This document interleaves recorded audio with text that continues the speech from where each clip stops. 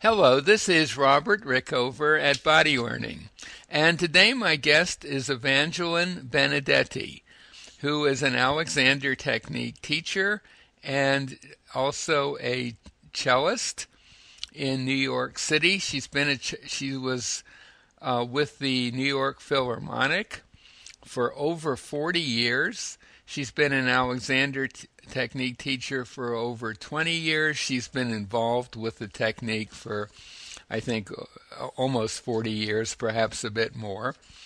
And we're going to talk today about how Evangeline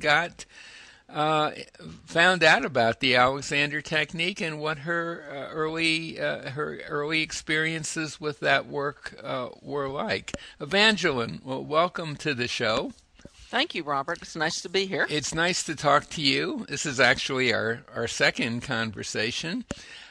Could you start by just giving our listeners your elevator conversation description of the Alexander Technique?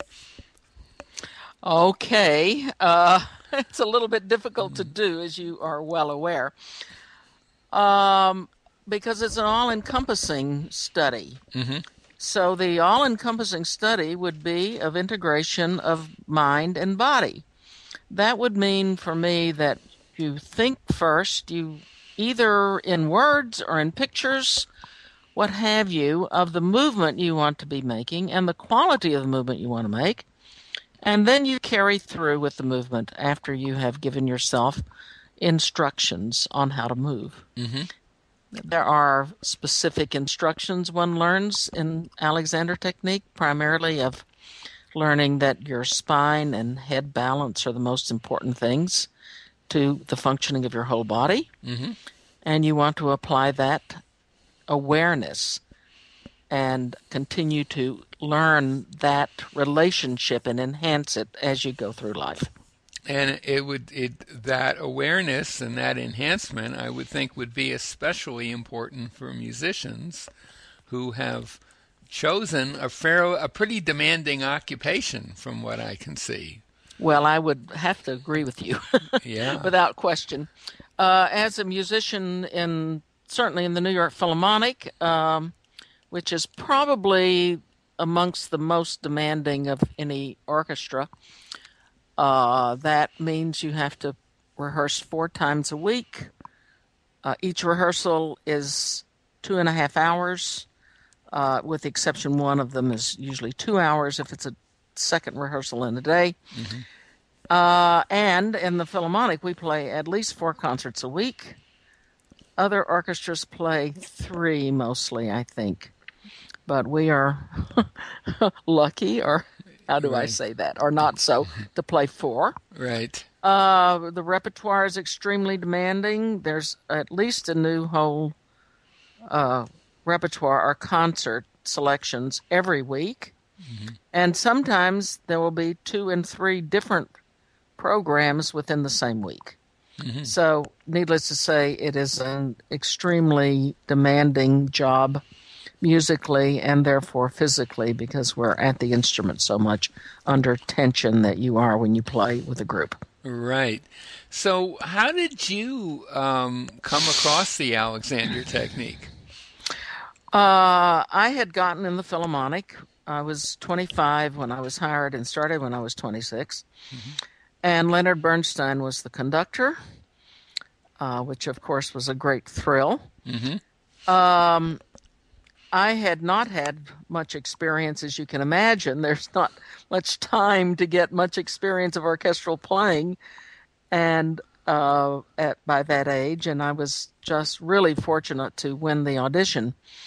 So there was a great deal of music and learning to be done, learning of the music, learning to play in the orchestra, learning dynamics of being in an organization that was all men with the exception of another woman and myself.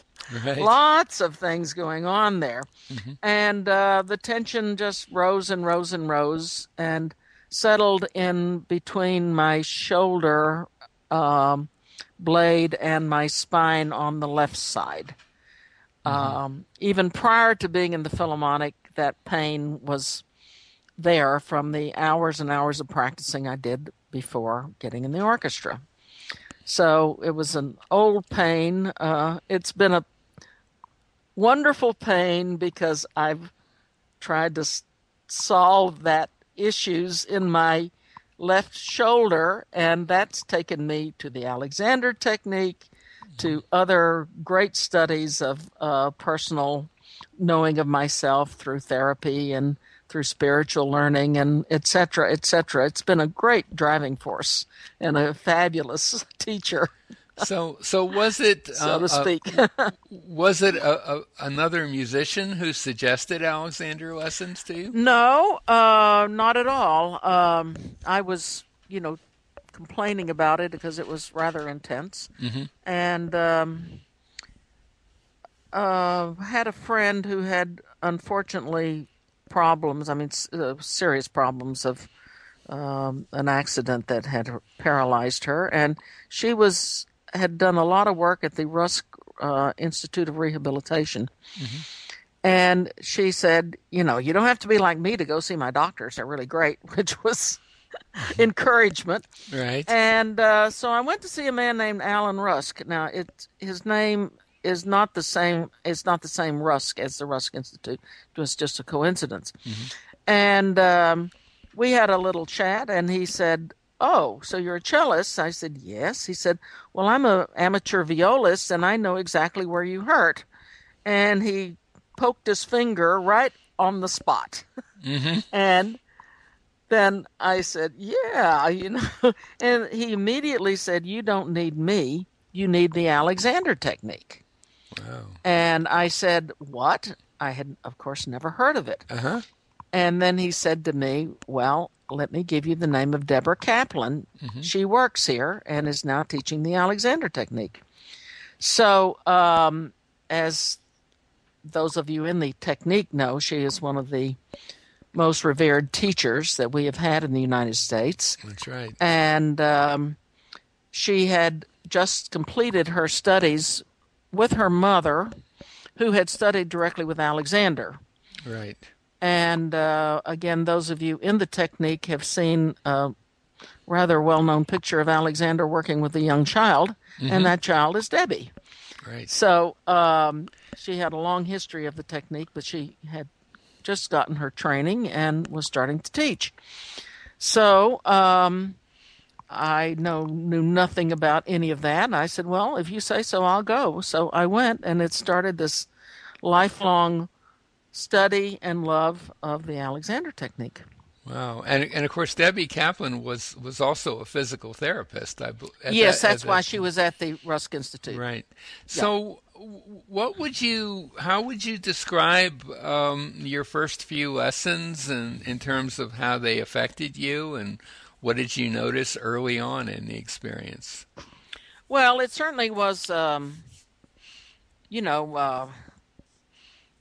I'm probably, I guess the word would be almost overwhelming, because it was, a way of moving I had never, ever encountered. So, but I think then more than the very first kinds of lessons, was later on when we had gotten into the real use of the arms and hands leading and that sort of thing that made me realize that I wasn't doing any of this when I played the cello, that my patterns of movement were not in harmony with my natural way to move, that we are designed to move.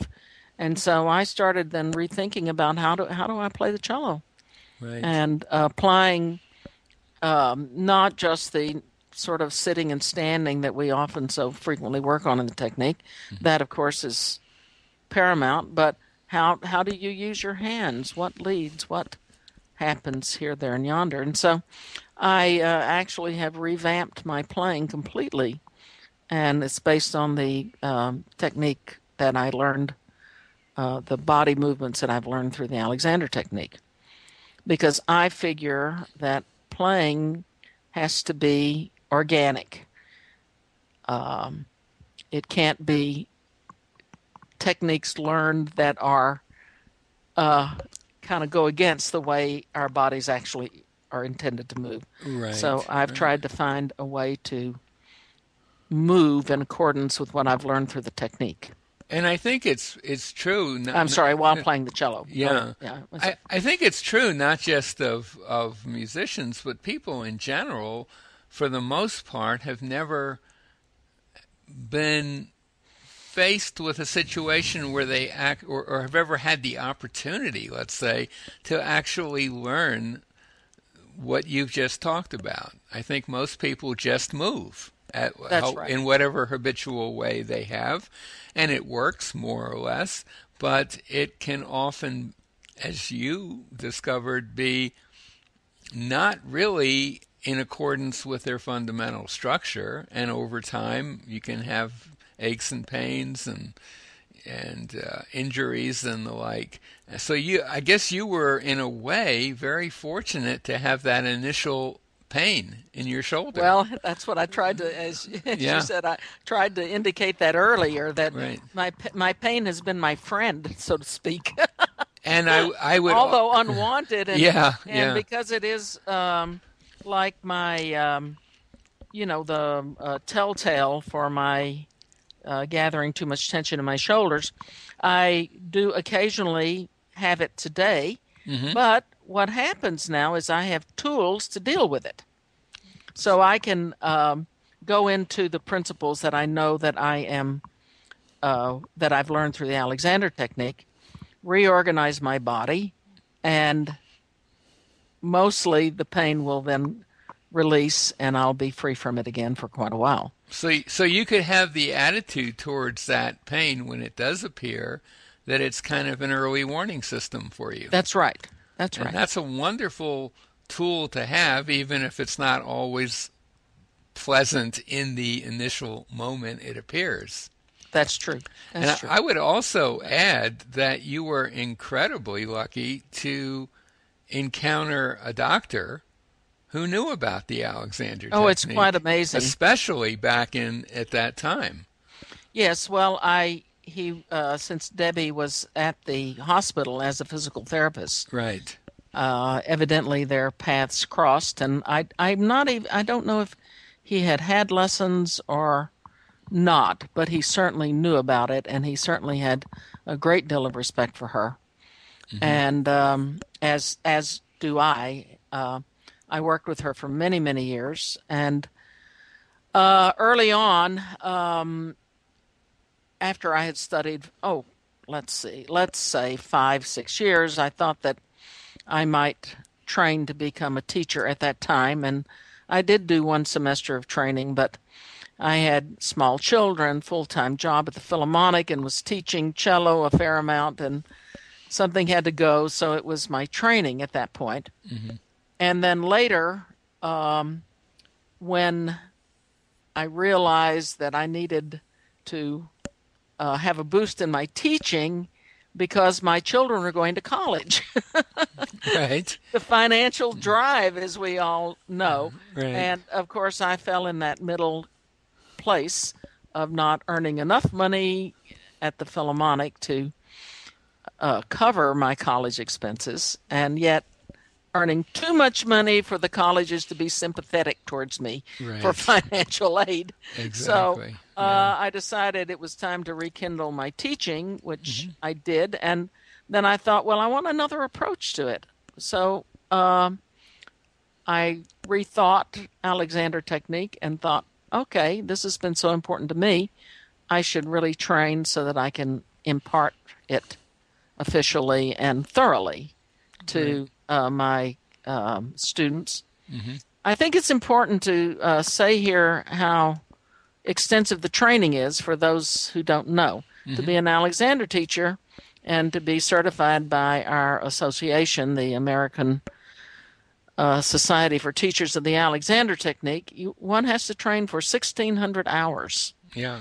It's usually 3 years. And Yes, it's usually 3 years, right. yeah. And you have to log in that many hours. So, if you're searching for a teacher, work with somebody who is certified, because you will know that they will have had quite a thorough training that qualifies them to teach this. It's a hands-on, it's a communication through touch, and that's needs to be developed and takes time for the teacher to learn to do that. So those of you who are just starting your technique learning, find a good teacher. Find someone certified. Absolutely. Could we get back just for a moment to obviously from what you said, the lessons you had with Debbie helped you a lot with the pain. Yes. How did it affect the quality of your playing itself? Well, as I said, I changed the way I play, and so that my movements were more in accordance to what I knew how the body was meant to move through my technique study. And did that produce a different quality of sound? Yeah. Yes, definitely. That's what I was kind of wanting to. If you're playing the instrument with a lot of physical effort and tension, that is certainly going to come through your sound. And that's something that is,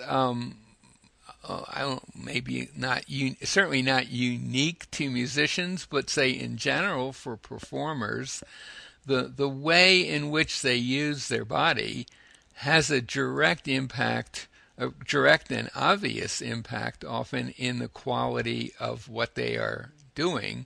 Definitely. You could be an accountant with a sore back, and you could push your way through that and prepare the tax returns or whatever, and no one looking at those tax returns would say, "Oh, something's wrong with the accountant." That's right. But although you never know. Well, you never know. I mean, he might make a mistake because he was so concerned about his pain. But with musicians and dancers and actors and the like, who are generally more knowledgeable about the technique than the general public, there is that additional factor that the quality of what they're doing is improved, as well as their comfort level, let's say. Definitely. Yeah. I think another aspect that's been most important is in the Alexander technique we use what are called directions. And I have learned that my directions in playing are the actual sounds that I want to produce on my cello. But built into those melodies, if you wish to call them that, or pitches or notes or expression, is how I sit, how I move. And that, because my basic way of sitting and moving is Alexander technique, it is definitely incorporated into this overall direction of that particular Bach suite I'm playing. Does that make sense to you, Robert? And you're saying that the direction that you're using to make the sound that you want to make includes how you're organizing yourself to be in the chair or to be on your feet or whatever. Yes. And that I think, and we've had an earlier conversation going into more detail on that, but that I think would come as news to a lot of musicians, don't you think? Well, I think so. It's such a difficult thing to say what's happening inside your brain when you're trying to teach someone.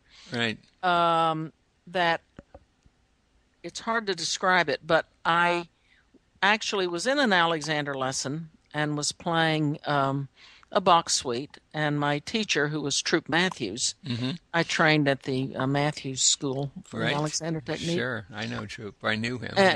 And he was working on me, and all of a sudden I said, "Oh my gosh! If I simply think the music differently, it comes out different." Yes. So I no longer had to go home and work very hard to change my interpretation, say from forte to piano, or a crescendo in a different way, or even a change of color, whatever. If I just heard that change going on in my brain, my hands would respond. Yeah. And Yeah. that was an enormous breakthrough. I knew that I could now truly be a creative artist and truly project what was happening within me the moment I was playing it. Yes. And that to me has been the biggest um, benefit from the Alexander technique for me. A very practical and concrete application of mind body unity ideas. Absolutely. Maybe this is a great place to end our conversation, unless there's something you want to add for any musicians who are listening. No, we covered a lot, and And I think I can speak for you in saying that if you are a musician and you're listening, explore the Alexander technique. Take a lesson definitely. or two or three and find out what it's all about, and you'll know pretty quickly, I think, whether it's something that's going to be useful for you. Yes, and the most important thing, though, is that, or not the most important, I've said that too many times. An important thing here is most Alexander teachers are not musicians, Right. although you can find one who might be. Hmm. So it's up to you to find a way to truly bring the Alexander technique into your work, which is, as I said, when you are imagining how you're going to play something, see yourself sitting tall, see yourself on your sit bones, see your arms moving easily as you are interpreting the music that you're playing. And I think you'll find a big difference, wonderful results for yourself. Right. You can get, and I assume that most of your teachers early on, and even still today, were not themselves musicians, right? No, they were not. Yeah, None and of them were. there's no absolute need to have someone who's also a musician and an Alexander technique teacher. Although it can be interesting to have a lesson from someone who knows about both. Well, I know that I personally teach with Alexander. I cannot teach cello without teaching Alexander. Oh, I can imagine that. Yeah, And yeah. when I have people who are studying Alexander, it's hard to, even if they're not non-players, there's so much that my playing and incorporating the technique as I have described comes into being in helping someone who is a non-player do their activities. So I'm trying to say that the ball bounces both ways. I can't teach Alexander without teaching music. I can't teach music without teaching Alexander. Right, right. But music in a very big sense of the word, of playing our bodies well, playing our Right, whole right. selves well, and all of that sort of thing. Well, So that about does it.